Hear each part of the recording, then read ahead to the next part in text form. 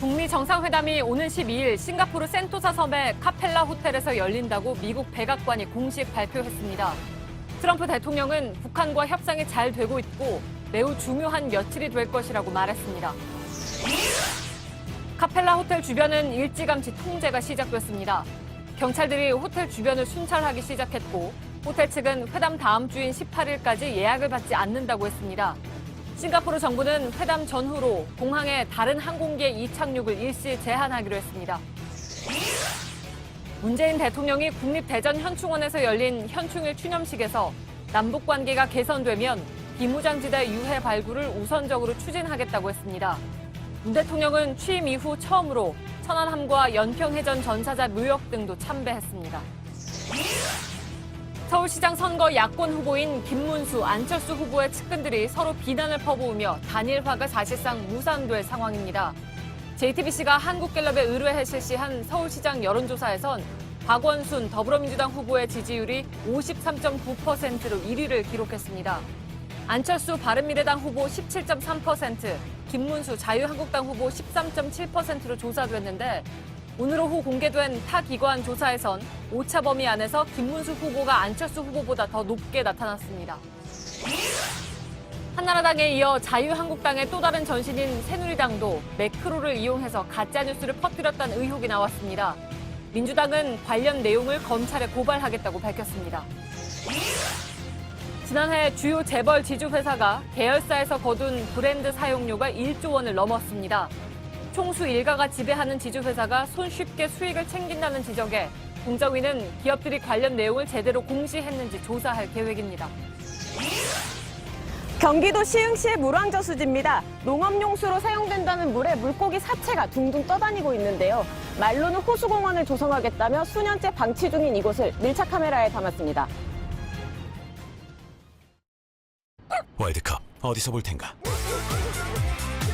반려견과 함께하는 응원전에 지금 응모하세요.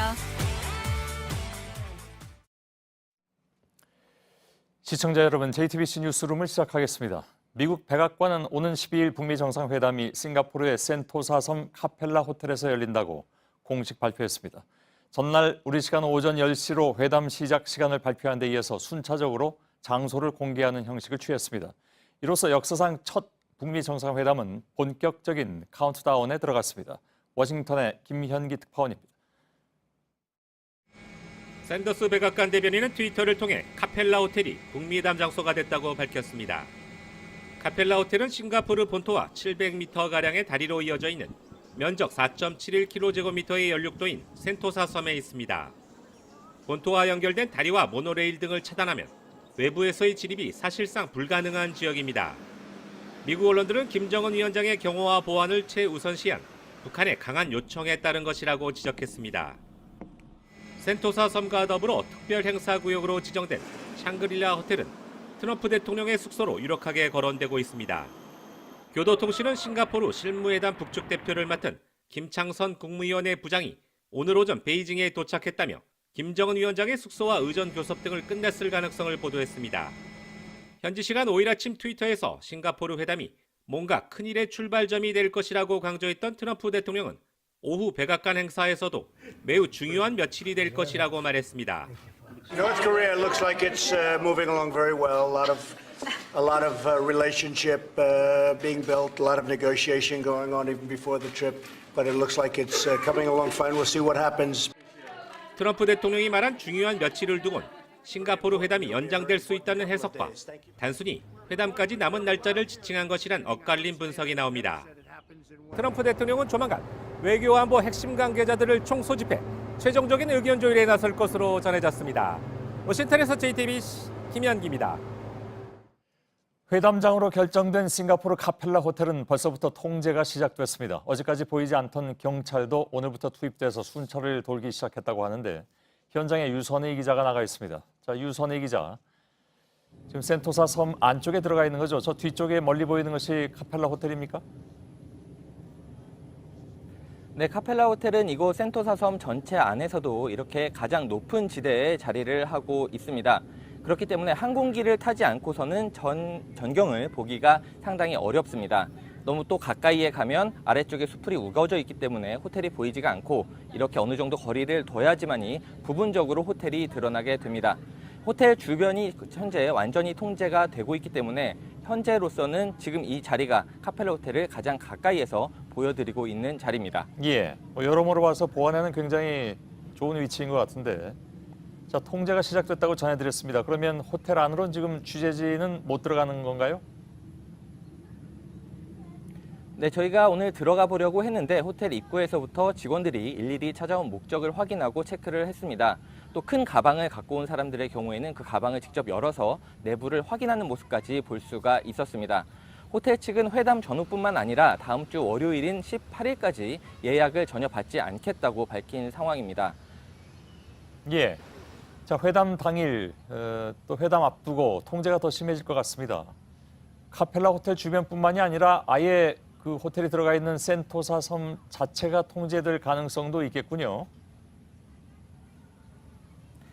네, 싱가포르 정부가 이곳 센토사 섬 전체뿐만 아니라 센토사 섬으로 들어오는 거의 유일한 통로인 다리까지 특별 행사 구역으로 지정을 했기 때문에 카펠라 호텔 주변뿐만 아니라 센토사 섬으로 들어오는 그 입구 다리 자체를 막을 가능성까지 제기가 되고 있습니다.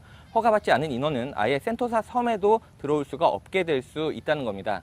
싱가포르 정부는 육지뿐만 아니라 회담을 전후해서 11일부터 13일까지 싱가포르 창의공항 그리고 공군기지 주변의 공역도 제한하겠다. 그러니까 당일에는 항공기의 이착륙까지 제한할 수 있다고 발표를 했습니다. 예, 자, 정상회담의 의전이라든가 아니면 경호를 놓고 미국 측과 실무 접촉을 해온 북한 협상팀의 김창선 서기실장, 오늘 싱가포르 떠났다고요?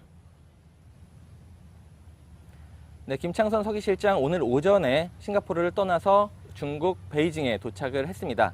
지난달 28일에 들어와서 정확히 열흘 만에 떠나게 된 것인데 이로써 북미 협상팀이 모두 싱가포르를 떠난 셈이 됐습니다.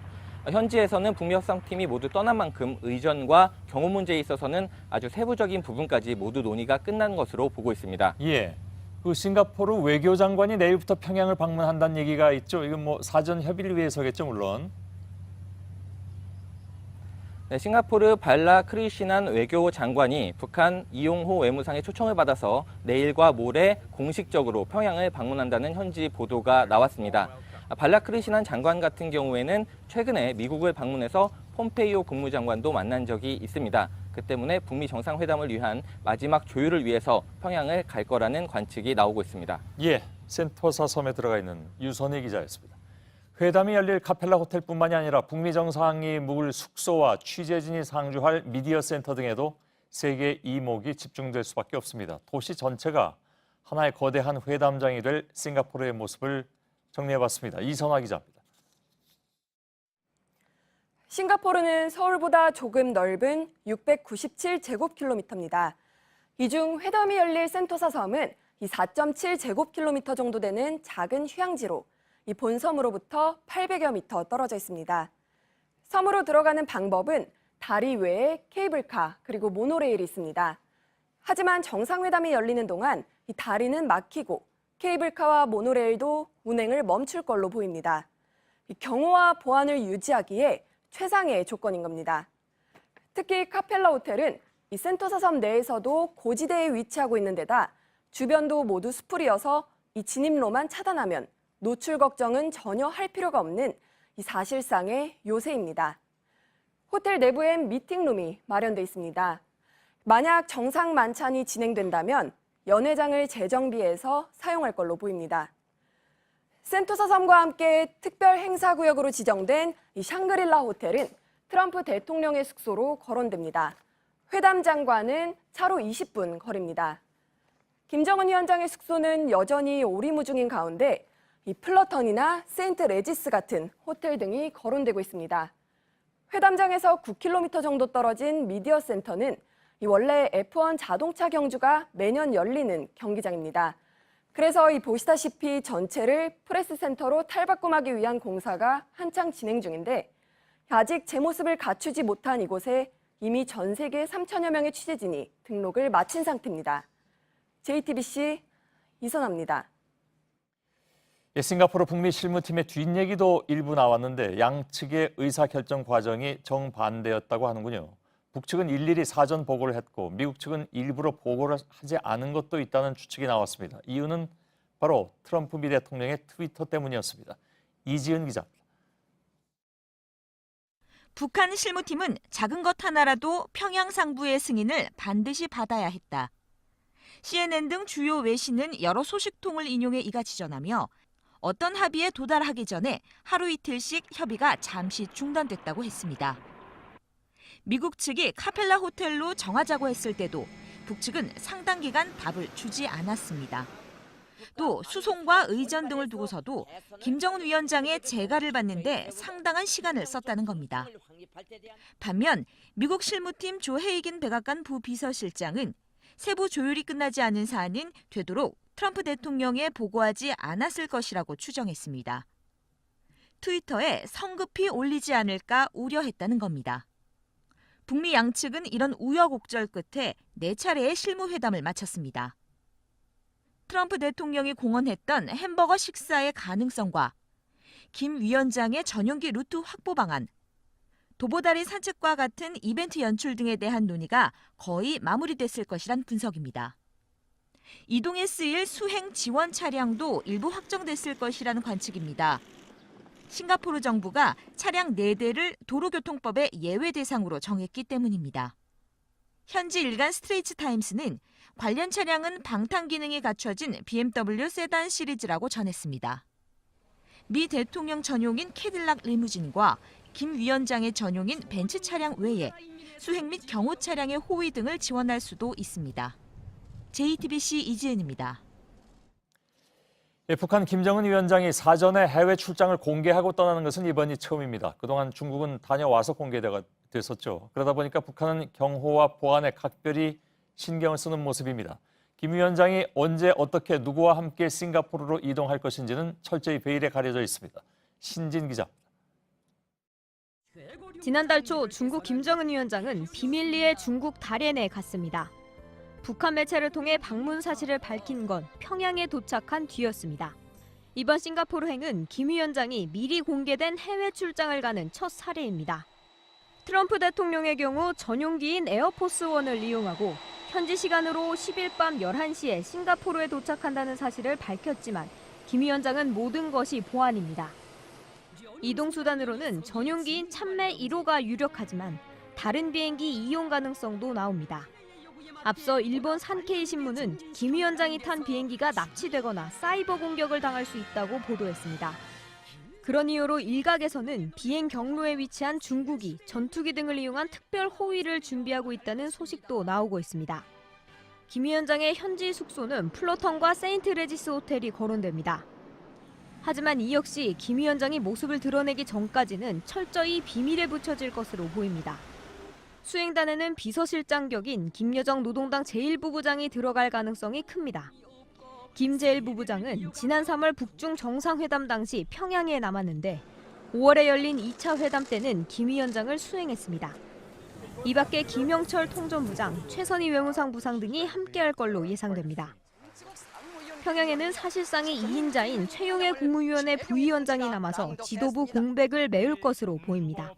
JTBC 신진입니다. JTBC는 북미 정상회담이 열리는 싱가포르에 야외 스튜디오를 마련하고 현지 특별 생방송을 진행할 예정입니다. 12일 정상회담과 결과 발표까지 관련 소식을 현지에서 전해드릴 예정입니다. 김태영 기자입니다. 싱가포르 현지에 JTBC 특설 스튜디오가 들어설 장소입니다. 싱가포르의 상징인 마리나베이 샌즈 호텔과 고층 건물을 배경으로 한 곳입니다. 정상회담장인 센토사 섬의 카펠라 호텔에서 6.2km 떨어져 있습니다. JTBC는 이곳에서 회담 전날인 11일부터 당일인 12일까지 이틀간 JTBC 뉴스룸과 뉴스 특보를 진행합니다. 김정은 위원장과 트럼프 대통령이 도착하는 순간부터 회담 직전의 분주한 움직임, 그리고 회담 상황과 결과를 모두 현장에서 전합니다. JTBC 취재진 10여 명은 메인 프레스 센터가 차려질 F1 경기장과 센토사 섬의 카펠라 호텔 회담장, 두 정상의 숙소 앞 등에 배치됩니다. JTBC 김태영입니다. 역사적인 회담을 앞둔 만큼 싱가포르는 북미 정상회담 특수를 누리고 있습니다. 트럼프 미 대통령과 김정은 위원장 이름을 딴 햄버거와 칵테일까지 등장했습니다. 그런데 세계 각국의 취재진이 이용할 프레스센터의 경우에 지나치게 높은 사용료로 빈축을 사고 있고 그 외에도 돈이 없으면 찍을 수 없는 것도 많습니다. 이희정 기자입니다. 싱가포르의 음식점들이 내놓은 트럼프와 김정은 두 정상의 이름을 딴 이색 음식과 칵테일입니다. 싱가포르 정부도 정상회담 당사국은 아니지만 회담을 기념하는 주화까지 발행했습니다. 예약 판매에 들어갔는데 금화의 경우 개당 110만 원 상당인 것으로 알려졌습니다.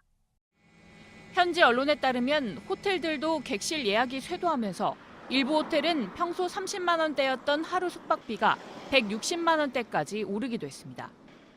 전 세계 취재진 3천여 명이 모이는 국제 미디어 센터는 하루 사용료가 많게는 수천만 원대에 이릅니다. 미디어 부스 하나를 빌리는 데만 우리 돈으로 640만 원 정도를 내야 하고 기자들이 현장 중계를 할 수 있는 공간의 경우 하루에 960만 원에서 1,200만 원까지 지불해야 합니다.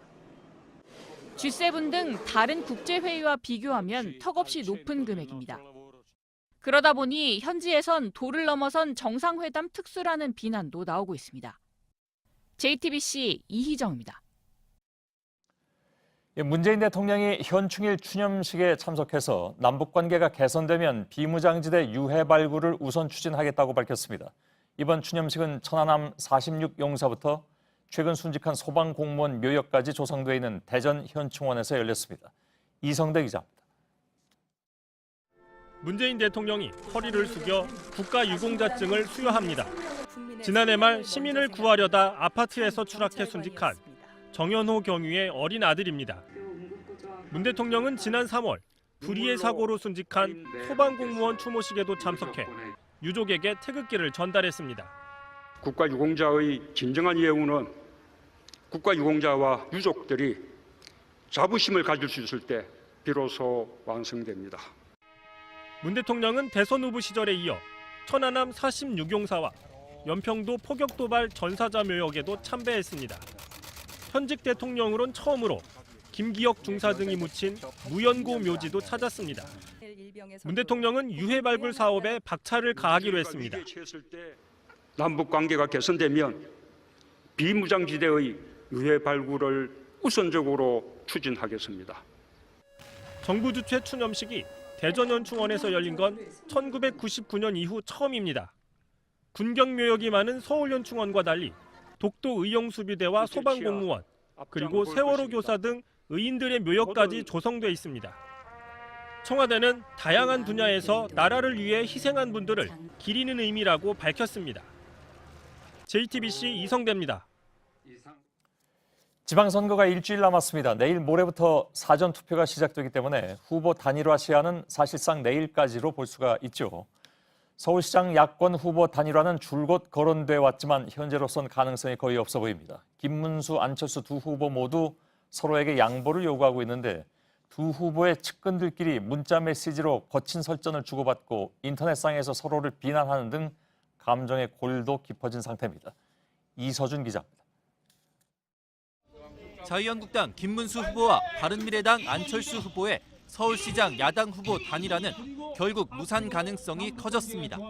안철수 후보 좀 만나실 계획이 있으세요? 없습니다. 전혀 연락받은 것도 없는데. 좀 먼저 연락해볼 계획은 없으십니까? 지금 현재 어떤 계획도 있지 않습니다. 여론조사 결과는 오늘까지만 공표가 가능하고 8일부터 사전투표가 시작됩니다. 오늘 중 단일화 합의가 성사돼야 단일화 효과를 기대할 수 있는 겁니다. 하지만 두 후보 모두 상대방의 포기만 요구하다 단일화 논의를 접었습니다. 이 과정에서 서로 감정의 골만 깊어졌습니다. 안 후보 캠프의 김근식 대변인은 어제 김 후보 측근 차명진 전 의원에게 안철수를 밀어주고 홍준표를 제끼자는 내용의 문자 메시지를 보냈습니다. 이를 두고 차 전 의원은 페이스북에 안철수가 정치의 기본이 안 되고 얍삽하게 공작만 하는 참모들에 둘러싸여 있는지 걱정된다며 김 대변인을 비난했습니다. 그러자 김 대변인도 문자 메시지가 언론에 보도돼 악용됐다. 참 지저분한 언론 플레이라며 한국당은 공작 정치의 대가답다고 밝혔습니다. 김 대변인은 차 전 의원과 주고받은 문자 메시지 중 언론에 보도되지 않은 부분들을 추가로 공개하기도 했습니다. 결국 단일화 불발뿐 아니라 유권자들에게 진흙탕 싸움을 고스란히 보여주면서 서로 상처만 남게 됐습니다. JTBC 이서준입니다. 예, 지방선거 말씀드린 대로 일주일 앞으로 다가왔습니다. 오늘은 공표가 가능한 여론조사를 실시할 수 있는 마지막 날이기도 합니다. 저희 JTBC는 한국갤럽과 함께 서울시장 선거 판세를 점검해봤는데 민주당 박원순 후보가 여전히 크게 앞서고 있었습니다. 김문수, 안철수 후보 둘 중에 누가 더 지지율이 높은지는 여론조사마다 다릅니다. 그래서 보다 자세한 내용은 저희가 2부에서 전해드릴 예정입니다. 안지현 기자입니다. 서울시민 815명을 대상으로 실시한 여론조사 결과입니다. 민주당 박원순 후보의 지지율이 53.9%로 가장 높았습니다. 이어 바른미래당 안철수 후보는 17.3%, 한국당 김문수 후보는 13.7%를 기록했습니다. 지난 4월부터 실시한 서울시장 여론조사에서 1위와 2위권 후보의 격차는 줄곧 30%포인트를 넘었습니다. 김문수, 안철수 후보의 단일화에 대해서도 물어봤습니다. 먼저 김문수 후보로 단일화될 경우 김 후보의 지지율은 25.6%로 1위와 격차는 32.4%포인트였습니다. 안철수 후보로 단일화할 경우는 32.5%로 지지율이 조금 뛰었습니다. 1위와의 격차는 여전히 20%포인트를 넘었습니다. 두 후보 가운데 단일화 후보로 누가 더 적합한지 물어봤더니 안 후보를 꼽은 응답자는 49.1%, 김 후보를 꼽은 응답자는 36.2%였습니다. 이런 가운데 서울시 교육감 선거에서는 조희연 현 교육감의 지지율이 37.8%로 가장 높았습니다. JTBC 안지연입니다. 한나라당에 이어서 새누리당에서도 매크로 여론 조작이 있었다는 의혹이 추가로 제기됐습니다. 뿐만 아니라 2012년 대선 당시에 박근혜 후보 캠프에서도 온라인 여론 조작이 있었다는 증언이 나왔습니다. 더불어민주당은 오늘 매크로 여론 조작을 헌법 질서를 무너뜨린 범죄로 규정하고 검찰에 고발할 예정이라고 밝혔습니다. 박병현 기자입니다. 2014년 6.4 지방선거를 앞두고 새누리당 중앙선거대책위원회 SNS 소통본부가 만든 카카오톡 대화방입니다. 당직자, 보좌관, 전국 17개 광역단체 후보 캠프 실무자들이 이 대화방에서 매크로 여론조작 지시를 주고받았다는 것이 한겨레 신문의 보도 내용입니다.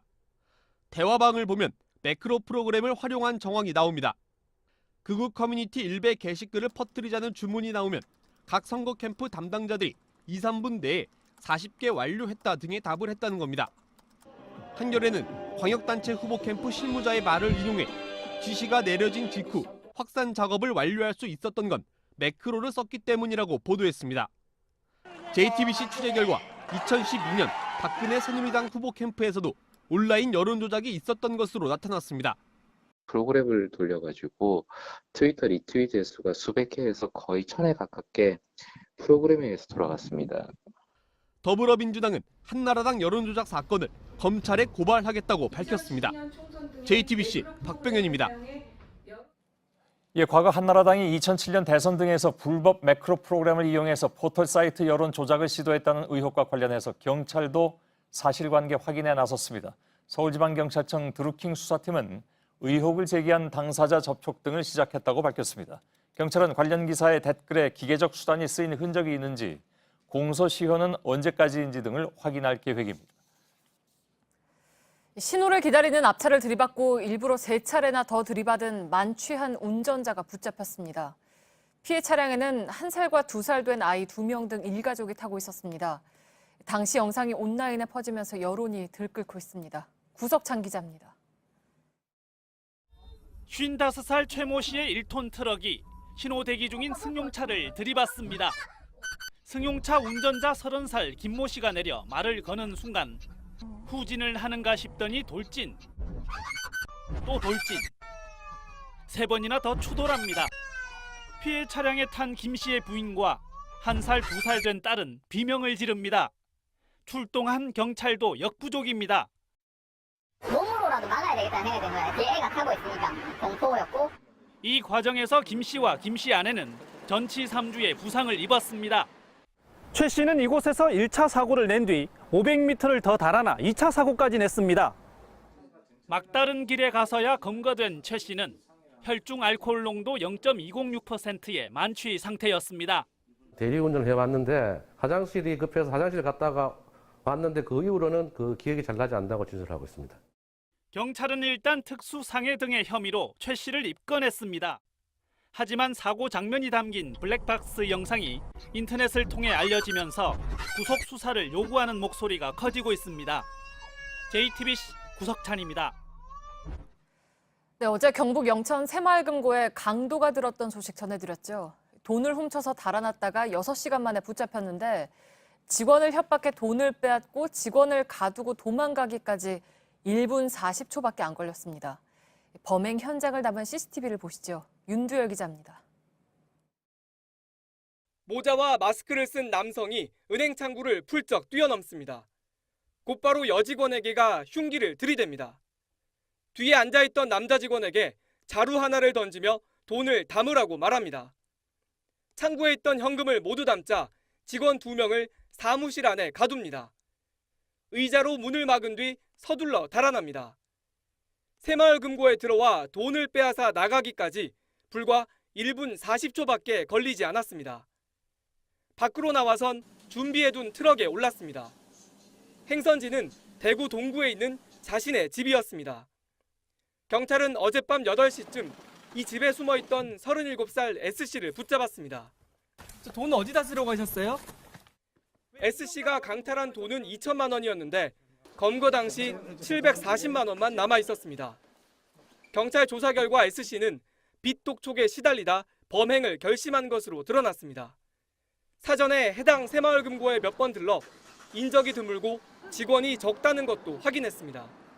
경찰은 돈의 사용처 등을 추궁하고 있습니다. 또 특수강도 혐의로 구속영장을 신청했습니다. JTBC 윤두열입니다. 어젯밤 서울 응암동의 가정집에서 폭발 사고가 났습니다. 집주인은 집에서 화학물질을 다루다 폭발이 일어났다고 했습니다. 집 안에선 다량의 화학물질과 화학 관련 책들이 발견됐습니다. 정원석 기자입니다. 다세대 주택 건물 앞에 깨진 유리 조각이 잔뜩 흩어져 있습니다. 집안에 있던 주민들은 놀라 뛰쳐나왔고 출동한 소방대원들은 상황 파악에 나섰습니다. 가스 폭발한 줄 알았죠. 가스 폭발했으면 연기가 날 텐데 연기는 안 나더라고요. 그래서 이제 그거 순간에 다 놀래가지고 이 상가 사람들 거의 다 나왔다고 봐야 돼요. 5층짜리 건물의 5층 가정집에서 폭발이 일어난 건 어젯밤 10시 반쯤입니다. 집주인 53살 양모 씨는 복부와 다리에 심한 화상을 입고 손도 크게 다쳤습니다. 양 씨는 화학물질인 아세톤을 사용하던 중 담배에 불을 붙였다가 폭발이 일어났다고 소방대원에게 말한 것으로 파악됐습니다. 함께 집안에 있던 부인과 딸은 다치지 않았습니다. 집안에선 화학물질과 화학 관련 서적들도 발견됐습니다. 양 씨는 화공기사와 위험물 산업기사 등 관련 자격증을 보유한 것으로 전해졌습니다. 경찰은 실험을 하다 폭발이 일어났는지 아니면 다른 이유로 사고가 난 건지 파악하기 위해 양 씨를 입건해 치료가 끝나는 대로 조사할 예정입니다. JTBC 정원석입니다. 프랑스의 유명한 암벽 등반가 알랭 로베르가 롯데월드타워 외벽을 무단으로 오르다가 경찰에 붙잡혔습니다. 로베르는 급진전하는 남북 관계를 기념하기 위해서 이번 등반을 기획했다고 말했습니다. 김민관 기자입니다.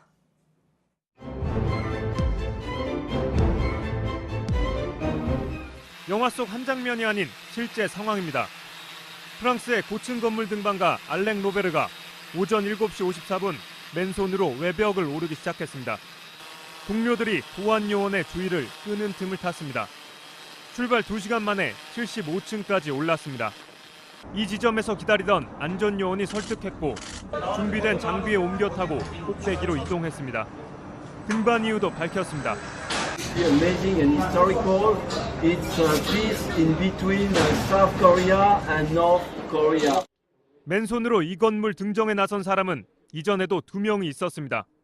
지난해 5월 클라이밍 선수 김자인이 2시간 29분 만에 꼭대기에 도착했습니다. 다만 안전 로프를 달았습니다. 지난 2016년 3월엔 우크라이나인 비탈리 라스칼로프가 안전 요원의 눈을 피해 몰래 건물에 올랐습니다. 부시의 닌자라 불리는 라스칼로프는 안전장비를 전혀 사용하지 않고 꼭대기에 도착했습니다. 경찰은 오전 11시 35분 업무방해 혐의로 로베르를 체포했습니다. 사전 신고나 건물주 동의가 없었기 때문입니다. 로베르는 세계 각지 초고층 건물을 맨손으로 오른 것으로 유명합니다. 두바이에선 828m 높이 부르즈 칼리파를 올랐고 이후 시드니와 런던, 상파울루 등에선 초고층 건물에 몰래 올랐다가 현지 경찰에 체포됐습니다. JTBC 김민관입니다. 예, 대법원 특별조사단이 공개한 문건에서 양승태 전 대법원장 시절에 박근혜 청와대를 상대로 전방위 밀착 로비를 하려던 정황이 나타났습니다. 상고법원을 새로 만들기 위해서 우병우 당시 청와대 민정수석을 설득하는 게 어려워지자 대통령 비서실장 등 정권에 가까운 인물들로 대상을 넓혀서 이른바 돌파 전략을 짠 겁니다. 이병기 비서실장에 대해선 한일 관계에 관심이 많다면서 강제징용 피해자 재판을 통해서 협조 의사를 보이려 했습니다. 또 윤상현 정무특보의 경우에 개인적인 성향을 분석해서 접촉 방향을 제시하기도 했습니다. 그러니까 대법원이 마치 첩보기관처럼 움직인 것입니다. 김선미 기자입니다. 가토다스야 산케이신문 서울지국장은 박근혜 전 대통령의 세월호 7시간 행적과 관련한 기사를 썼다가 2014년 5월 명예훼손 혐의로 재판에 넘겨졌습니다. 그런데 이번에 대법원 특별조사단이 공개한 문건에도 관련 사건이 등장합니다. 이 문건엔 양승태 전 대법원장 시절 행정처가 수건 사업이었던 상고법원을 추진하기 위해 청와대 핵심 인사들을 대상으로 로비를 추진한 정황이 담겼습니다. 이병기 당시 비서실장에 대해선 최대 관심사가 한일 우호 관계 복원이라면서 가토지국장 사건에 대한 외교적 해결이 진행 중이고 출국 정지 사건의 항고심 결정을 보류해달라고 요구한 내용 등이 적혀 있습니다. 이 전 실장이 대통령의 절대 신임을 받고 있어 상고법원에 대한 긍정적인 이미지를 형성하도록 법원이 노력해야 한다며 자세하게 성향까지 분석해놨습니다. 특히 비서실장의 지위와 위상을 고려할 때 법원 행정처장이 직접 접촉할 필요가 있다고도 했습니다. 판사 출신인 주호영 당시 정무특보에 대해선 법원에 대한 이해가 깊은 만큼 적극 우호 세력으로 포섭해야 한다고 했고 윤상현 전 특보에 대해선 대통령에게 누나라고 부를 수 있는 몇 안 되는 인물이라고도 적었습니다.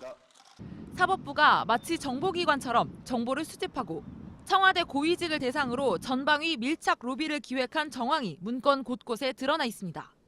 JTBC 김선미입니다. 여기에 더해서 양승태 시절 사법부는 상고법원 도입을 위해서 영장 없는 체포와 구금까지 거래 카드로 쓰려 했던 정황이 나타났습니다.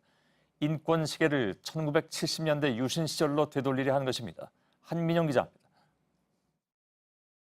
영장 없이 체포를 하고 구금도 할 수 있게 한 1975년의 긴급조치 구호는 박정희 정권 시절의 대표적인 반인권적 규정입니다. 당시 긴급조치 구호로 처벌받은 피해자들은 민주화 이후 재심을 통해 무죄 선고를 받았습니다. 그런데 양승태 전 대법원장 시절 인권 시계를 거꾸로 돌려 이 같은 조치를 다시 도입하겠다는 문건을 작성한 것으로 드러났습니다. 2015년 8월 양 전 대법원장이 박근혜 전 대통령과 만나 수건 사업이던 상고법원 설치와 관련해 긍정적인 반응을 접한 뒤 만든 문서입니다. 행정처는 상고법원 설립에 반대하는 법무부를 위해 영장 없는 체포 활성화와 구속을 위해 체포부터 하는 체포 전치주의 도입을 제시했습니다. 법무부와 검찰이 원하는 대로 피의자 체포나 구속을 보다 쉽게 할 수 있도록 해주겠다는 겁니다. 나아가 행정처는 법원이 영장을 기각하면 재심사를 요청할 수 있는 영장 항고제 도입도 검토했습니다. 그동안 법원은 영장 기각은 판사의 명령에 해당하고 이미 영장 재청구라는 대체 수단이 있다며 일관되게 영장 항고제 도입을 반대해왔습니다. 양승태 시절 행정처가 상고법원을 위해 유신 시절로의 후퇴는 물론 헌법상 영장주의를 무너뜨리는 등 본연의 역할을 포기하려 했다는 비판이 나옵니다. JTBC 한민용입니다. 삼성, LG, SK 이런 재벌 그룹들의 이름을 각 계열사는 브랜드로 씁니다. 사용료도 냅니다. 그런데 이런 브랜드 사용료가 해마다 늘어서 지난해에는 1조 원을 넘긴 것으로 조사됐습니다. 돈 안 들이고 돈 버는 법. 총수 일가가 손쉽게 이익을 챙기는데 악용하는 것이 아니냐는 지적에 공정거래위원회가 꼼꼼하게 들여다보고 있습니다. 구희령 기자입니다. 대한항공은 1969년부터 쓰고 있는 이름값을 지주 회사인 한진칼에 따로 냅니다. 5년 전 한진칼이 생기자마자 이름은 물론 태극 문양 로고까지 상표권 전부를 넘겼기 때문입니다. 한진칼 지분 4분의 1을 조양호 회장과 세 자녀가 가지고 있습니다. 이들 총수 일가가 지난해까지 한진칼에서 받은 배당금만 약 40억 원입니다. 한진칼은 대한항공을 비롯한 계열사로부터 지난해 브랜드 사용료로 약 280억 원을 받았습니다.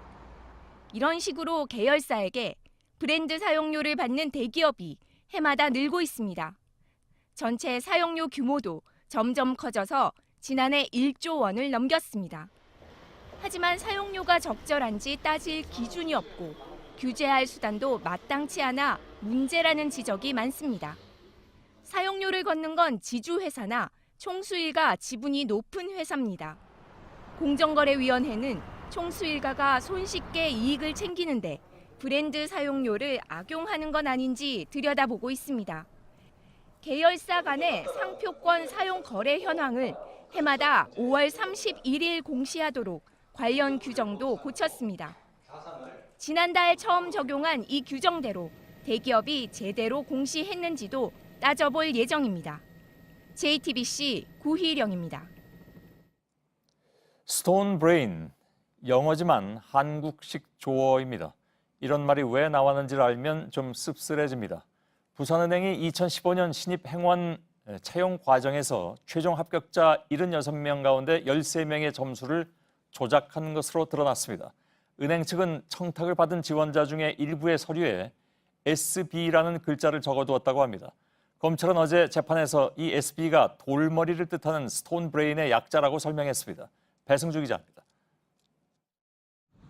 2015년 부산은행 신입행원 채용에 지원한 조문환 전 국회의원에 따른 서류 탈락건이었습니다. 하지만 박재경 전 BNK 금융지주 사장은 인사 담당자에게 조 씨의 딸을 채용하라고 지시했습니다. 당시 BNK 금융지주는 경남은행을 인수했는데 홍준표 경남지사가 경남은행과의 도금고 계약을 끊어 난처한 상황이었습니다. 부산에서 인수하면 경남이 부산에 종속된다 이래가지고 도민들 대화하고 난리 났었지. 홍 지사 측근인 조 씨 부탁을 들어주면 관계 개선에 도움이 될 것으로 판단한 겁니다. 박 씨는 최종 면접관으로도 참석해 조 씨 딸에게 높은 점수를 줘 결국 합격시켰습니다. 당시 신입행원 합격자 76명 중 13명의 점수가 이런 식으로 조작된 것으로 드러났습니다. 어제 열린 재판에서는 SB라는 영어 글자가 적힌 일부 지원자의 점수표가 증거로 제시됐습니다. 검찰은 이 글자가 돌머리를 뜻하는 스톤 브레인의 약자라는 진술을 확보했다고 밝혔습니다. 인사 담당자들이 주고받은 문자에선 최고 점수를 줬는데도 점수가 모자라 결국 불합격시킨 청탁자가 있었다는 내용도 나왔습니다. JTBC 배승주입니다. 서울 용산에서 상가 건물이 무너진 뒤 주변의 낡은 건물들 모두 안전진단에 들어갔습니다. 작은 식당들이 모여 있어서 손님이 북적대던 곳이었는데 발길이 뚝 끊겼습니다. 다른 건물도 무너지지 않을까 하는 걱정 때문입니다. 업주들은 먹고 살 일이 막막해졌다고 했습니다. 연지환 기자입니다. 4층 건물이 한순간에 주저앉은 지 나흘째입니다. 보시다시피 건물 잔해들이 여전히 널브러져 있습니다.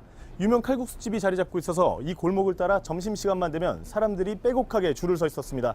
하지만 사고 이후 사람들의 모습을 찾아보기 힘들어져 유령 도시처럼 변했습니다. 손님 발길은 끊겼고 주변 식당 냉장고엔 식자재만 쌓였습니다. 날이 더워지면서 상한 재료를 모두 버렸습니다.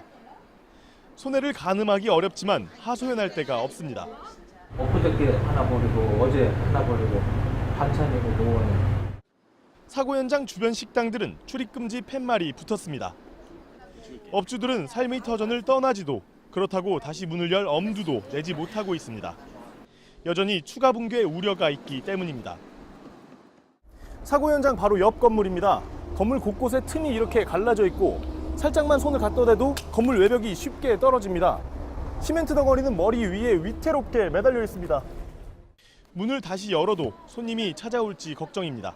먹자골목 좀 이용하고 그러셨어요? 갈비집 인기 많아서 종종 왔었고 또 그런 일 생길까 봐 많이 걱정되죠.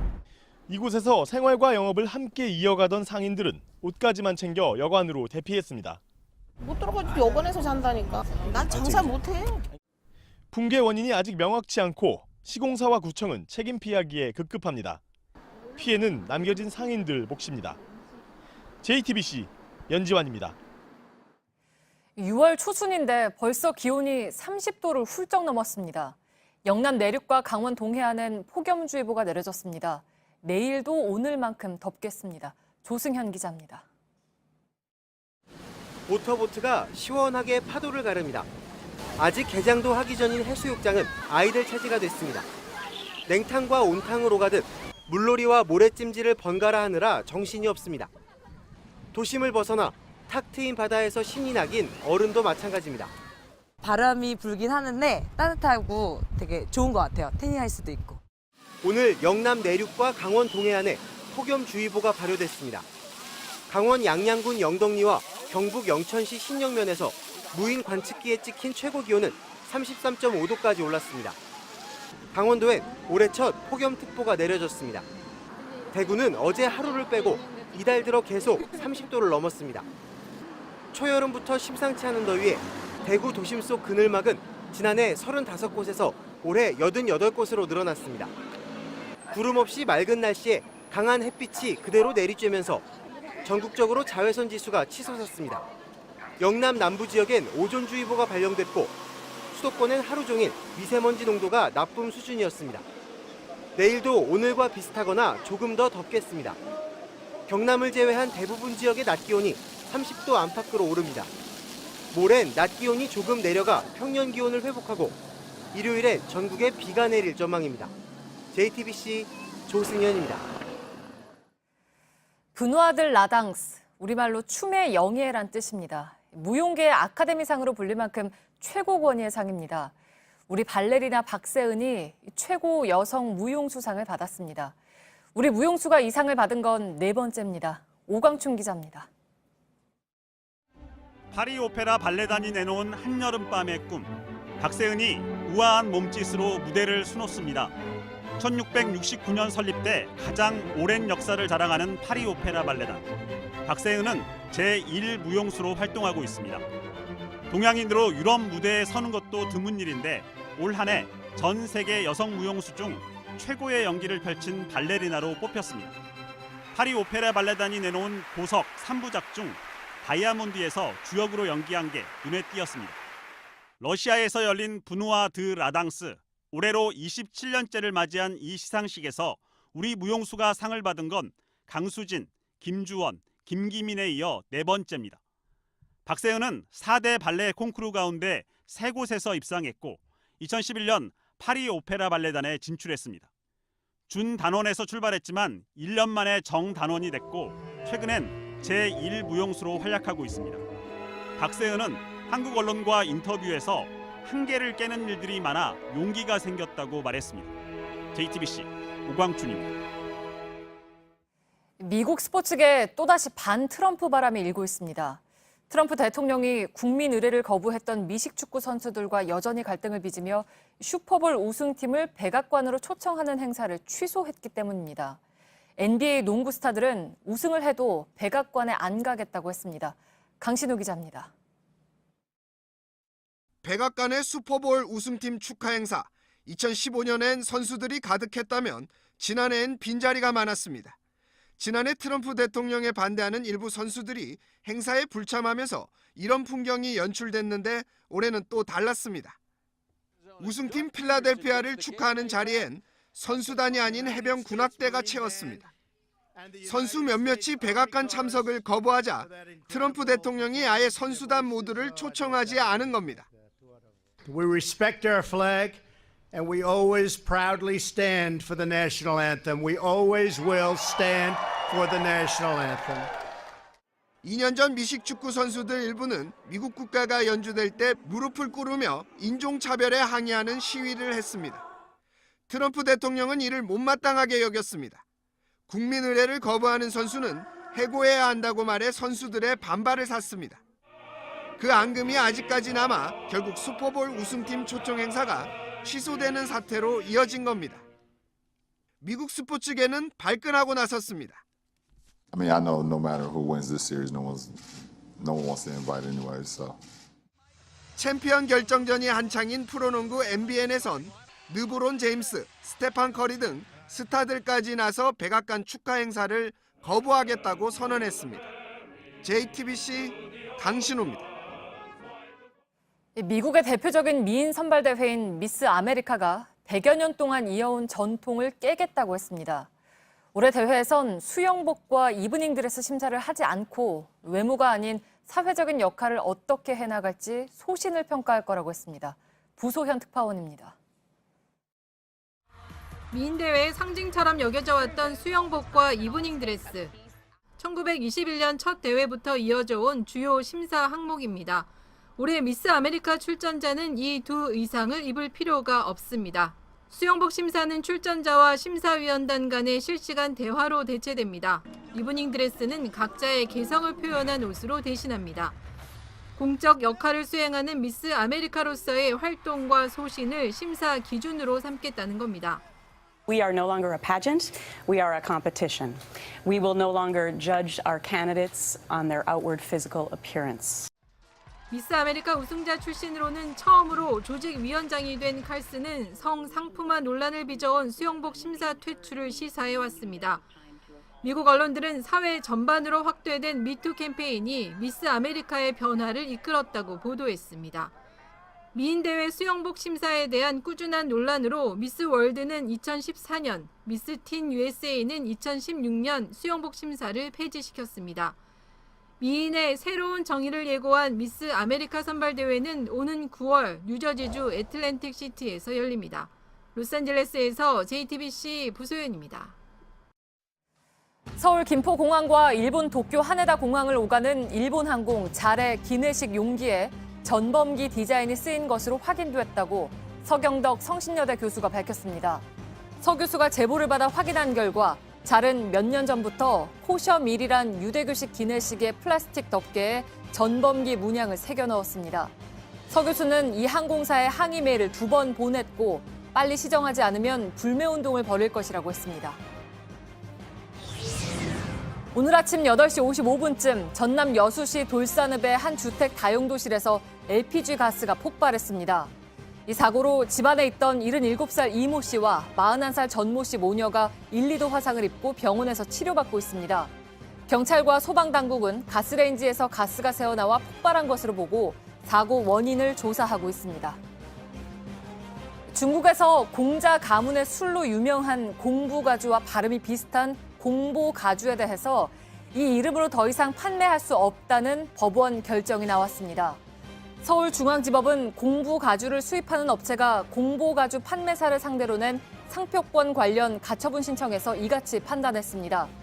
재판부는 두 술 모두 4개 음절 한자로 구성돼 있고 부를 때도 비슷하게 들린다며 소비자들이 혼동할 만큼 상표가 유사하다고 밝혔습니다. 40년 만에 가장 강한 폭발로 불리는 과테말라 푸에고 화산 폭발 사망자가 75명으로 늘었습니다. 과테말라 당국은 현지 시간 5일 이같이 밝히고 실종자도 192명에 이른다고 덧붙였습니다. 지난 3일에 폭발이 있은 뒤 수색과 구조 작업이 본격적으로 진행돼 인명피해 규모가 앞으로 더 커질 수 있습니다. 마운드에 선 투수들은 모든 힘을 쏟아내서 가장 빠른 공을 뿌리려 합니다. 빠른 공에 타자들은 헛방망이질을 하곤 하죠. 그런데 느린 공을 무기로 상대 혼을 쏙 빼는 독특한 투수들이 있습니다. 온누리 기자입니다. 시속 100km의 아주 느린 커브. 이 공 때문에 바로 뒤에 날아오는 시속 128km 직구는 그 어떤 강속구보다 빨라 보입니다. 두산 유희관은 느린 공만 던집니다. 그런데 조금 세부적으로 들어가면 조금 느린 공과 아주 느린 공을 섞었습니다. 그 속력의 차이에 혼란을 겪는 타자들. 홈런 타자 박병호도 고개를 가로졌습니다. 넥센은 6회까지 유희관에게 6개의 안타로 2점을 내는 데 그쳤습니다. 느리지만 제구가 뛰어났고 느린 공도 속력이 제각각이어서 제대로 공략을 못했습니다. 프로야구에선 빠른 공이 강하다는 상식이 깨지고 있습니다. 한때 빠른 공을 던졌던 LG 임찬규는 2년 전부터 느린 공을 늘리면서 더 좋아졌습니다. 속도를 내리는 대신 정교한 컨트롤로 승부하면서 올해는 벌써 7승을 거뒀습니다. 한화 샘슨처럼 강속구 투수들 역시 빠른 공의 위력을 더하기 위해 느린 공을 가다듬습니다. 느린 공 뒤 빠른 공, 빠른 공 뒤 느린 공에 타자들은 좀처럼 타이밍을 잡기 어렵습니다. 프로야구에선 느린 커브 비율이 매년 점점 늘어 올 시즌엔 10%에 육박하고 있습니다. 빠른 공이 통한다는 야구에서 느림의 미학이 그라운드를 흔들고 있습니다. JTBC 온누리입니다.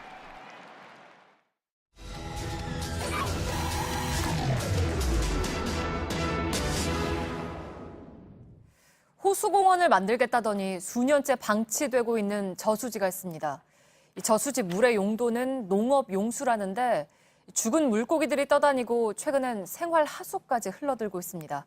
밀착 카메라 윤재영 기자입니다. 이곳은 경기도 시흥의 물왕저수지입니다. 1944년에 만들어져서 70년이 넘은 곳인데요. 멀리서 보기에 좋고 또 낚시터가 있어서 많은 사람들이 찾습니다. 그런데 사람들이 식사하는 곳 옆에 마대자루가 산더미처럼 쌓였습니다. 바로 주변에서 나온 쓰레기들입니다. 도로변에서 저수지로 내려가는 쪽에도 저수지를 둘러싼 길에서도 쓰레기 더미가 연달아 발견됩니다. 쓰레기를 안 가져오는데요? 저수지 근처로 내려와 봤습니다. 가장 먼저 느껴지는 건 바람을 탄 악취인데요. 냄새의 주범은 여기 물에 둥둥 떠있는 물고기 사체들입니다. 물에는 담배꽁초나 부유물질들이 떠다니고 저쪽에는 의자로 보이는 쓰레기도 버려져 있습니다. 이 물은 인근 농지에서 농업용수로 바로 사용됩니다. 문을 못 열고 있어요. 이제 비 오는 날 이러면 아파트 카페 보면 글 엄청 많이 올라와요. 냄새가 나고. 여기 안에 쓰레기 같은 게 많아요. 한 2, 3년 전부터 물고기가 많이 써야 돼. 쓰레기만 문제는 아닙니다. 시흥시는 2008년부터 이곳을 호수공원으로 만들겠다고 시민들에게 공언했습니다. 여기 입주할 때는 멋진 공원이 생긴다라고 봐요. 하지만 차일피일하는 사이 필요한 예산은 늘어났고 아직 둘레길도 잘 정비되지 않은 채 남아 있습니다. 최소한 혐오감을 느끼지 않을 정도로만이라도 좀 해주십사 하는. 주민들은 이곳의 관리 주체가 모호해 이러한 일이 발생했다고 주장합니다. 농업부터 재산이잖아요. 그걸 우리가 관리해도 필요가 없는 거예요. 내수면 업계한테 저희가 임대를 주고 관리를 해라고 했어요. 수업체가 이제는 터무니없이 있는 단가를 요구하나 봐요. 시민들이 가서 버린 거니 그걸 우리가 지금 치우고 있는 거예요. 최근엔 생활하수가 골칫거립니다. 터널처럼 생긴 이곳은 저수지까지 흘러가는 하천 상류에 위치한 배수로입니다. 휘뿌연 물이 고여 있고 바닥의 흙은 썩어서 새카맣습니다. 주민들은 아파트에서 사용한 생활하수가 이곳을 통해서 흘러나온다고 주장합니다. 옛날 아파트는 앞쪽 베란다에 세탁기도 있고 이러다 보니까 거기서 이렇게 좀 섞여가지고 나오는 거. 생태계에도 이상이 생겼습니다. 베스하고 블루비 같은 게 많이 나오죠. 다시 놔주긴 하는데 원래 놔주면 안 되는데 버릴 수가 없죠. 이번 선거에서도 호수공원 공약은 또 등장했습니다. 공원 되기는 힘들 거예요. 땅을 다 시흥에서 매입해야 될 거 아니에요. 매입도 안 되는 상태에서 이게 공원이 되나. 지자체와 공공기관이 서로 책임을 미루며 핑퐁 게임을 벌이는 동안 피해는 오롯이 주민들의 몫이 되고 있습니다. 지금은 환경과 안전을 위해서라도 협력이 필요하다고 주민들은 말합니다. 밀착 카메라 윤재영입니다. 뉴욕에서도, 포틀랜드에서도, 우리의 식탁에서도 콩으로 만든 요리가 대세가 된 건 다 이유가 있지. 식물성 단백질을 먹으면 내 몸도 지구도 건강해지니까. 요즘은 이런 식.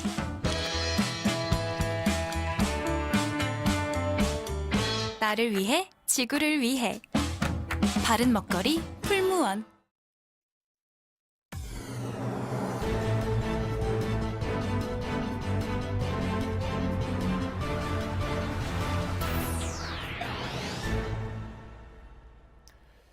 뉴스룸의 앵커 브리핑을 시작하겠습니다. 나무가 춤을 추면 바람이 불고 나무가 잠잠하면 바람도 자오. 윤동주 시인이 남긴 나무라는 작품의 전문입니다. 조금 이상한 점이 있죠. 바람이 불어야 나무가 흔들리기 마련인데 나무가 춤을 춰야 바람이 분다니. 그가 이 짧은 넋줄의 시를 통해서 말하고 싶었던 것은 무엇이었을까? 20살 청년의 고민은 깊었습니다. 행동하지 않는 지식인의 위선. 내성적이고 수줍었던 그는 자신의 사촌이자 독립운동에 적극 가담한 송몽규를 질투하고 동경했다고 전해집니다. 시인의 작품 전반에 흐르는 부끄러움의 정서 역시 담대하지 못했던 죄책감에서 비롯된 일종의 자기 고백이었죠. 고뇌하던 청년은 결국 조선어로 시를 쓴다는 이유로 투옥됐고 그 차가운 감옥에서 죽음을 맞게 됩니다. 청량한 바람을 일으키는 나무이길 소망했으나 너무나 빨리 쓰러져 버린 비극적인 청년의 이야기. 그리고 생각해보면 우리 또한 제각각 한 그루씩의 나무인지도 모르겠습니다. 내가 나무가 되고 흩어진 나무와 나무가 함께해야 가능한 바람 부는 초록의 풍경. 숲을 만들어가는 주체는 바로 나, 즉 우리라는 사실. 오늘로부터 꼭 일주일 뒤인 6월 13일 선거는 다가오지만 또한 희미해지고 있는 것 같았습니다. 물론 그도 그럴 것이 늘 쏟아지는 상호 비방의 말들과 북미 정상회담이라는 역사적인 행사까지 흥겨운 유세 차량의 소리와 나부끼는 현수막은 거리를 가득 메웠지만 사람들의 마음은 다른 곳을 향해 있는 듯 멀어져 보였습니다. 그러나 숲을 기억하고 나무가 되려고 하는 사람들은 여전히 존재하고 있었습니다. 서버가 마비될 정도로 몰렸던 관심과 어떻게든 꼼꼼히 점검하려 애쓰는 유권자들. 더위를 식혀줄 바람을 기대한다면 내가 먼저 그 바람을 만들어야 한다는 것을 먼저 나무가 된 사람들은 20살의 그 시인처럼 보여주고 있었습니다. 나무가 춤을 추면 바람이 불고 나무가 잠잠하면 바람도 자오. 오늘의 앵커 브리핑이었습니다.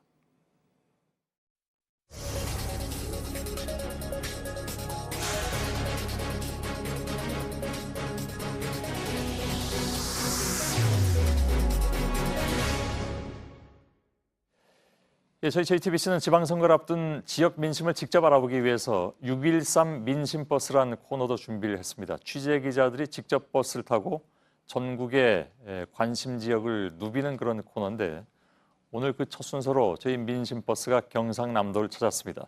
현직 대통령의 최측근과 전직 재선 도지사의 대결을 경남의 유권자들은 어떻게 지켜보고 있을까? 취재기자를 바로 그 민심버스로 연결을 하겠습니다. 이윤석 기자, 지금 뒤에 있는 그 버스를 타고 다니면서 어제 오늘 경남 도민들을 만났다고 들었습니다. 네, 저는 지금 경남 도청 앞에 나와 있습니다. 어제와 오늘 이 버스를 타고 경남 곳곳을 돌아다니며 민심을 들어봤습니다. 저희는 선거 당일까지 이 버스를 타고 주요 격전지를 찾아다니며 민심을 들어볼 예정입니다. 보시면 이 버스 외관 자체는 일반 버스와 비슷해 보입니다. 그런데 이 안엔 첨단 장치가 가득 달려 있는데요. 안으로 직접 들어가 보도록 하겠습니다. 예. 안에 누가 있는데요? 지금 이 화면이 반투명 디스플레이라는 겁니다. 여기 데이터를 좀 띄워주시겠습니까? 네, 예. 지금 보시는 게 경남지사 후보 여론조사 지지도 추이입니다. 이 결과를 보면요. 더불어민주당 김경수 후보가 오차범위 밖에서 자유한국당 김태호 후보를 앞서는 걸 볼 수 있습니다.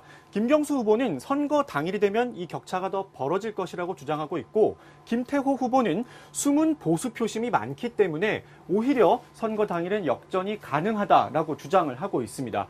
그렇다면 유권자들은 어떻게 바라보고 있는지 직접 들어보시죠. 김경수는 다들 알고 있다시피 이제 문재인 대통령의 복심으로 되게 잘 알려져 있지 않습니까? 신뢰가 많이 가는 편입니다. 자유한국당 하되면 좋지. 우리는 아주 자유한국당 좋아해. 요새보다도 그냥 지금까지 해온 일이 잘 하더라고요. 촛불 우리 저거 아닙니까? 대통령 아닙니까? 예. 근데 그거 좀 뒷바라지 해줘야 일로 처리 잘 하실 거 아닙니까? 도지사 김경수 씨 찍을 겁니다. 김태호지. 네, 김태호. 정치도 해본 사람이 하고 그 구역을 아는 사람이 해야 돼.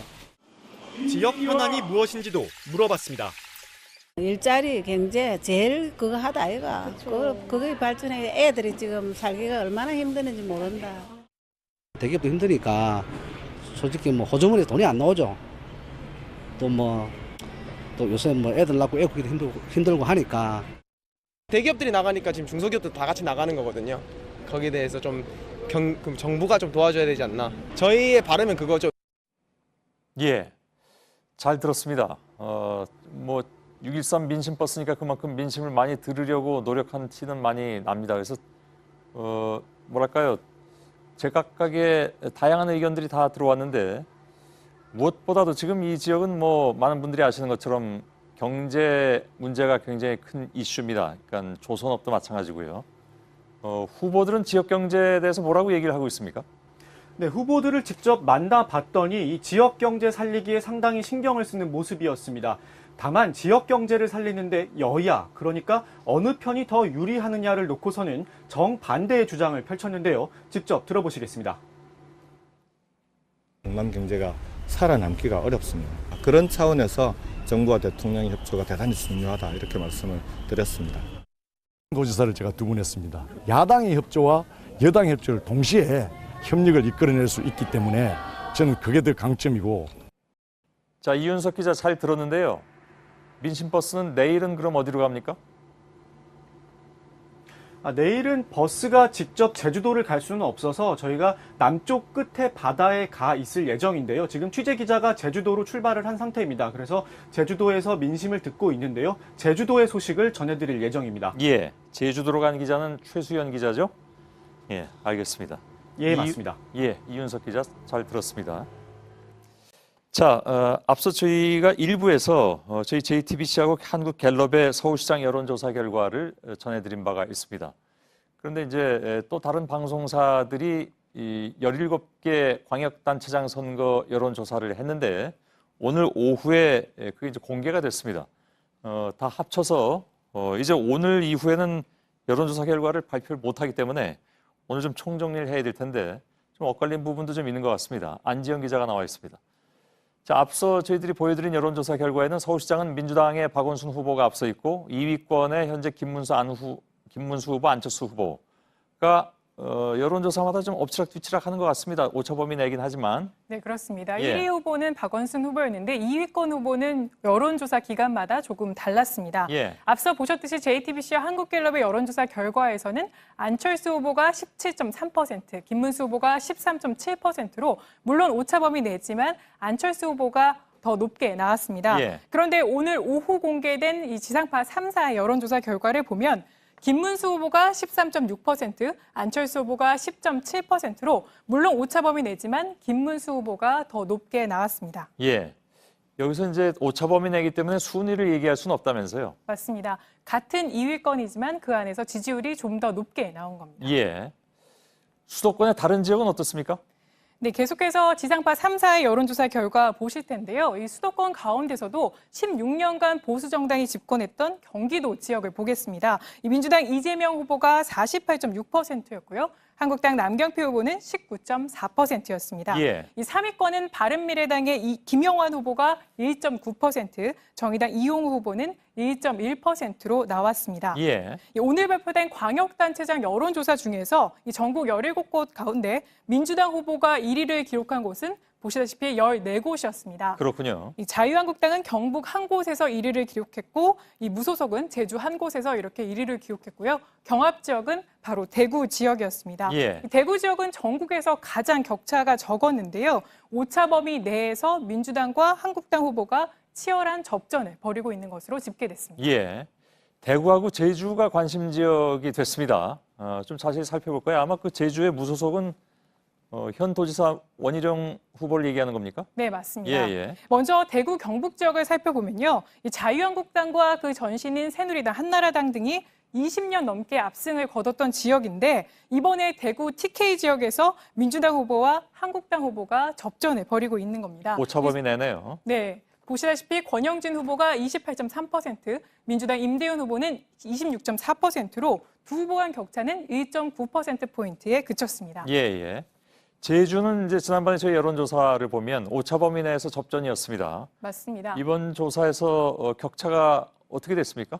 조금 더 벌어지는 걸로 나왔는데요. 아, 그런가요? 예. 앞서 지난주 초에 저희 JTBC 여론조사 결과에는 두 후보 간 오차 범위 내에서 이 접전을 벌이고 있었습니다. 예. 물론 여론조사 기관이 오늘 발표한 기관과 다르기 때문에 그 수치를 직접적으로 비교할 수는 없지만 오늘 나온 여론조사 결과를 한번 보시면 예. 무소속 원희룡 후보가 39.3%로 문대림 민주당 문대림 후보 28.8%보다 10%포인트 이상 높은 걸로 이거는 집계됐습니다. 오차범위 바깥이군요. 네, 그렇습니다. 예. 그렇기 때문에 원희룡 후보가 지금 상황에서는 앞서고 있다 이렇게 표현할 수 있습니다. 예.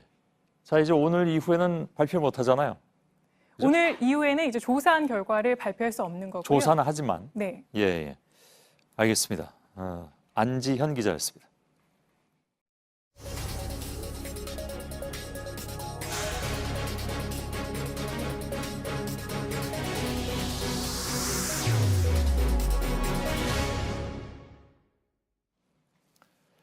자, 북미 정상회담 임소라 기자의 취재 수첩 시간입니다. 오늘도 역시 임소라 기자가 나와 있는데 오늘은 햄버거 협상 얘기라고요? 네. 원래 뭐 햄버거 먹으면서 하겠다라는 얘기를 그냥 농담식으로 했었던 것은 기억이 나는데 햄버거 협상 어떤 얘기입니까? 네, 말씀하신 것처럼 트럼프 미 대통령은 대선 전부터 김정은과 만나서 햄버거를 먹으며 협상하겠다고 자신 있게 말해왔습니다. 예. 과거 발언 잠깐 들어보시죠. 예. We should be eating a hamburger on a conference table and forget the state dinners. 예. 국빈 만찬은 잊어버리라면서요? 네. 예. 그러니까 저건 2016년, 그러니까 대선 당시 나온 발언입니다. 그렇습니다. 예. 네. 그러니까 실제로 이루어질 거라고 보고 한 얘기는 아닌 측면도 있는데요. 예. 트럼프 미 대통령은 시진핑 중국 국가주석과도 과거에 햄버거를 먹으면서 만찬을 하겠다고 했지만 실제로 취임 이후에 시 주석과는 스테이크를 함께 했습니다. 예. 그 햄버거 협상 대신 요즘 뭐 싱가포르에서는 뭡니까 저 두 사람을 이렇게 빗댄 햄버거 상품은 나왔다고 듣긴 들었습니다. 네. 좀 아까 저희가 보도해드릴 때.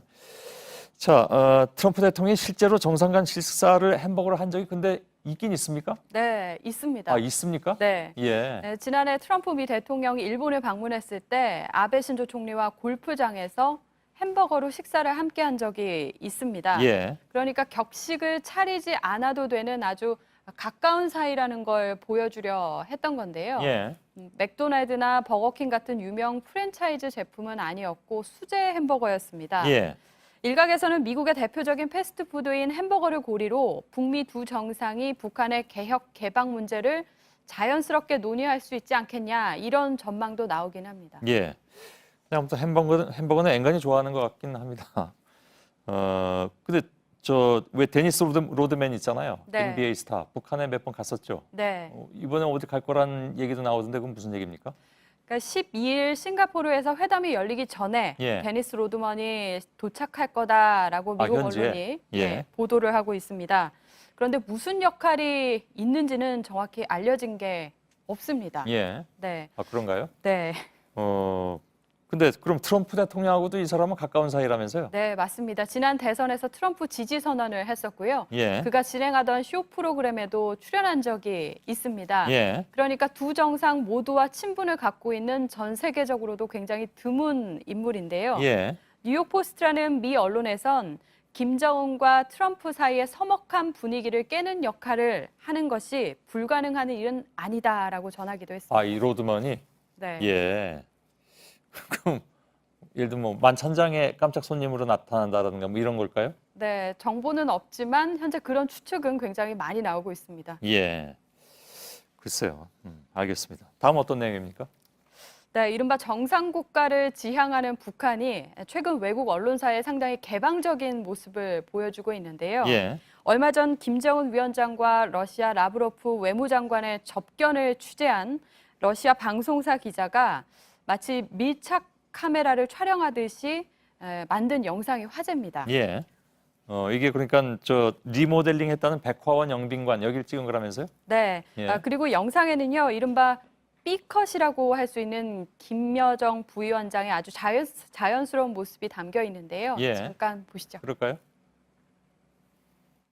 just through this door, I saw Kim Jong-un's sister, and she was having some sort of conversation with the guards, but nobody speaks English here. Hello. 예, 재밌네요. 이번 회담에서도 저런 장면들이 나올 수 있는 건 잘 모르겠습니다. 그죠? 한번 기대를 해보죠.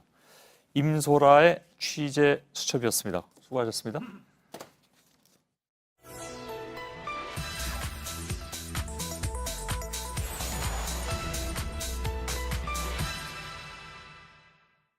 최근 소비자 물가는 안정세를 보이고 있으나 국민들의 가계부는 팍팍해진 측면도 있습니다.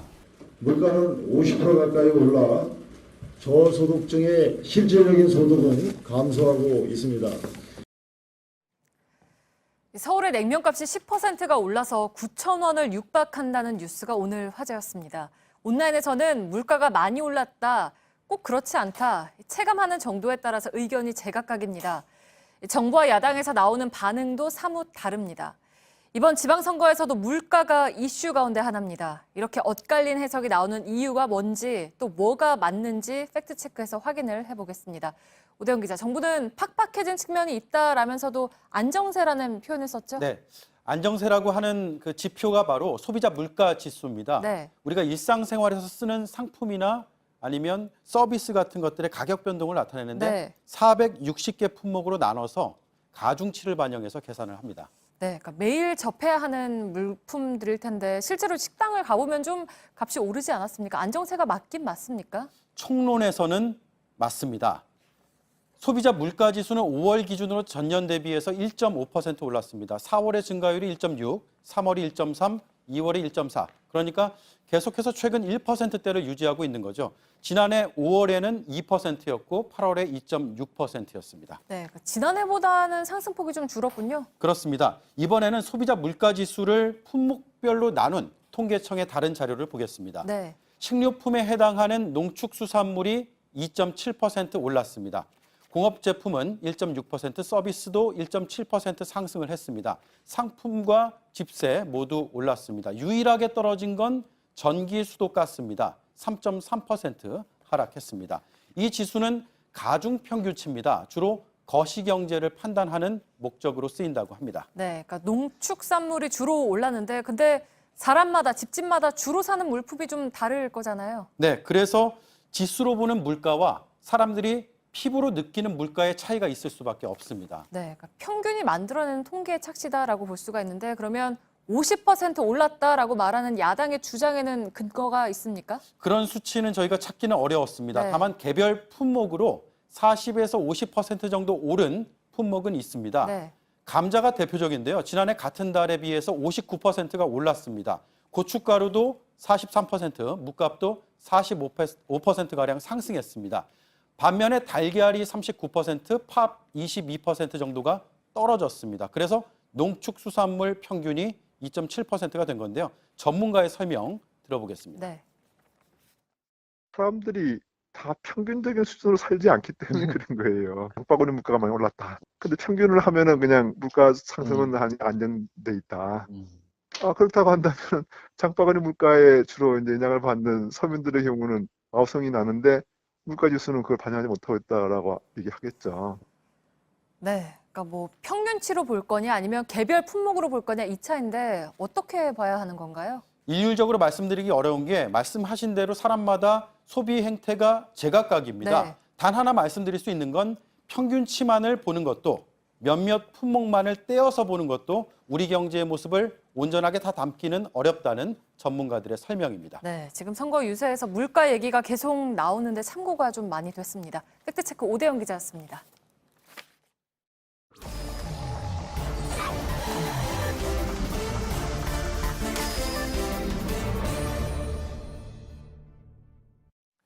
예, 비하인드 뉴스를 진행하겠습니다. 박성태 기자가 나와 있습니다. 어서 오세요. 예. 첫 번째 키워드는요? 첫 번째 키워드는 금지됐던 그 노래로 잡았습니다. 예. 아직도 금지됐던 노래가 있나요? 금지곡에서 풀린 지는 꽤 됐고요. 30년 정도 됐던 노래입니다. 예. 오늘 대전 국립대전 현충원에서 63회 현충일 추념식이 열렸는데요. 일단 눈에 띈 것은 대전에서 열린 것은 19년 만이고 역대 두 번째입니다. 예. 한국전쟁 참가했던 군인 중심으로 많이 묘역이 돼 있던 다른 현충원과 달리 대전은 의사상자나 또는 순직 공무원들도 많이 있어서 예. 국가의 책임이 현재 진행형이라는 것을 강조하는 의미라고 청와대에서 설명했습니다. 예. 또 하나 눈길 끈 것이 바로 가수 최백호 씨가 부른 추모곡인데요. 늙은 군인의 노래입니다. 유명한 노래잖아요. 예, 잠깐 들어보겠습니다.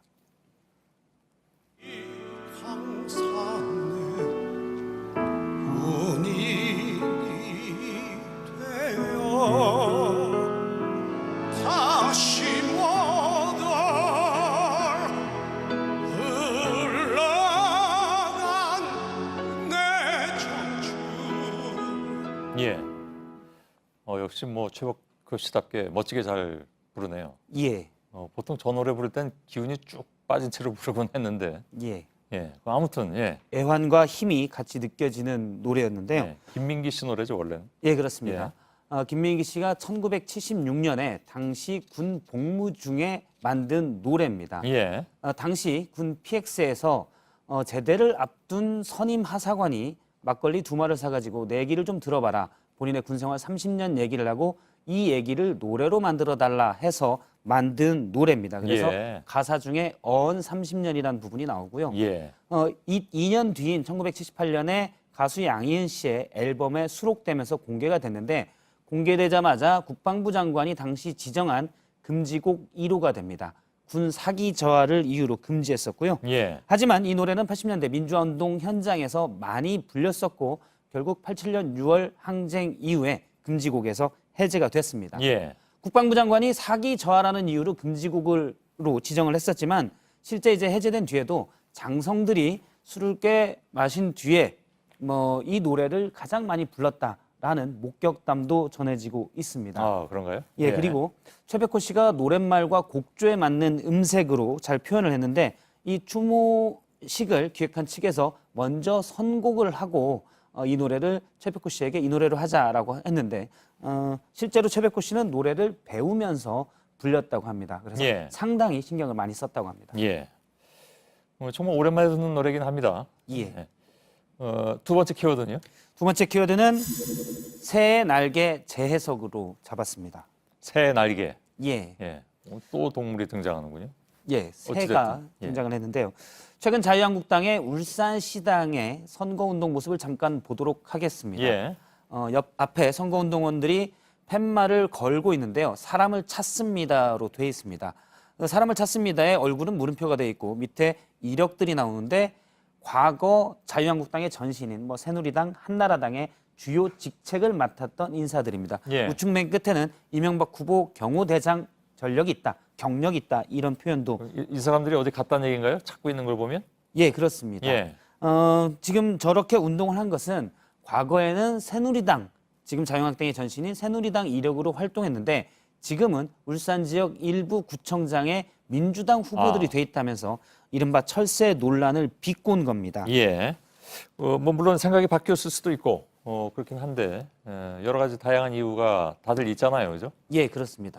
근데 하여간 관련 정보는 유권자들한테 좀 투명하게 공개되는 것이 좋긴 하겠습니다. 예, 그렇습니다. 그런데 자유한국당은 앞서 언급한 저 후보들이 선관위에 공개한 경력에서 과거 자유한국당이나 새누리당의 이력들을 삭제한 채 공개하고 있다고 주장하고 있는데요. 그래서 실제 선관위에서 찾아봤더니 민주당 후보로 나온 이제 이른바 당적을 옮겨서 나온 후보들이 과거 새누리당이나 이쪽 이력은 선관위에 공개를 하고 있지 않았습니다. 예. 한 후보는 한때 민주당 소속 구청장이었다가 자유한국당의 전신인 한나라당으로 갔다가 이번에 다시 이제 민주당 후보로 출마를 하게 됐는데요. 몇 번 왔다 갔다 한 거군요. 예, 그렇습니다. 예. 그런 경우 또 다른 사람도 있죠. 예. 따져보면. 예, 종종 사실 여러 번 바꾼 사람들이 꽤 있는데요. 예. 그래서 처음에 출마 선언을 할 때 철새 논란이 일자 새는 좌우의 날개로 난다라고 해명한 바가 있습니다. 예. 새는 좌우의 날개로 난다라는 표현은 고 이영희 교수가 쓴 그렇죠. 책의 제목인데요. 예. 당시 이제 기고문들을 모았던 책이었는데 예. 저 표현의 의미는 양 극단의 좌우의 이분법을 보지 말고 균형 잡힌 시선을 가지라는 건데요. 예. 앞서 이제 이 구청장 후보가 했던 새는 좌우의 날개로 난다를 그대로 비유를 하면 한쪽 날개로 한참 날았다가 다른 쪽 날개로 한참 나는 거기 때문에 예. 사실 양쪽에 균형 잡힌 시선으로 보라는 이영희 교수의 내용과는 상당히 다른 겁니다. 예. 그리고 자연 법칙에도 어긋납니다. 예. 그렇습니다. 예. 다음 키워드는요? 예. 다음 키워드는 날짜 과대평가로 잡았습니다. 예. 무슨 날짜입니까? 지방선거 날짜입니다. 6.13 예. 지방선거가 이제 딱 일주일 남았는데요. 자유한국당은 하루 앞서 열리는 싱가포르 북미 정상회담에 대한 날짜 불만을 계속 제기하고 있습니다. 뭔가 의심도 하고 의심에 대해서도 또 제기를 했는데요. 직접 들어보겠습니다. 예. 이거는 김정은이나 문재인 대통령 아니면 트럼프만이 아는 건데 예, 그렇겠죠. 누가 그걸 알고 있습니까? 예. 12일 날 만약에 이 북미 회담을 하자고 했으면은 예. 문재인 대통령은 반대를 했어야 돼요. 예. 자, 반대를 하자는 것은 그날 열지 말자고 했어야 된다 이런 얘기인가요? 예, 일단 그렇게 해석이 되고요. 실제 자유한국당에서는 처음에 지금은 좀 바뀌기도 했는데요.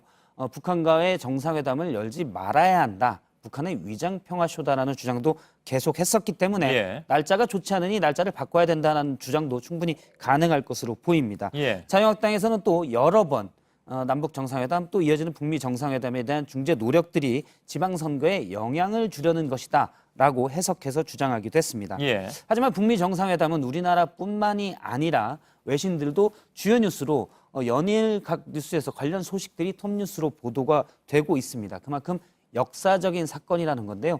이 역사적인 사건의 날짜를 우리나라 지방선거 때문에 정했다라는 의심은 합리적이지는 않은 것으로 해석이 됩니다. 예. 좀 날짜에 대해서 과대평가를 보이는 것 같고요. 실제 지방선거도 중요하기 때문에 많은 관심을 기울여야 되겠지만 지방선거 때문에 북미 정상회담이 만들어졌다. 이런 해석은 무리라는 지적입니다. 예, 알겠습니다. 네, 날씨입니다. 내일도 오늘만큼 덥습니다. 영남 지역엔 미세먼지가 나쁨 수준까지 올라갑니다. 예. 저희들은 내일도 최선을 다하겠습니다. 여러분 고맙습니다.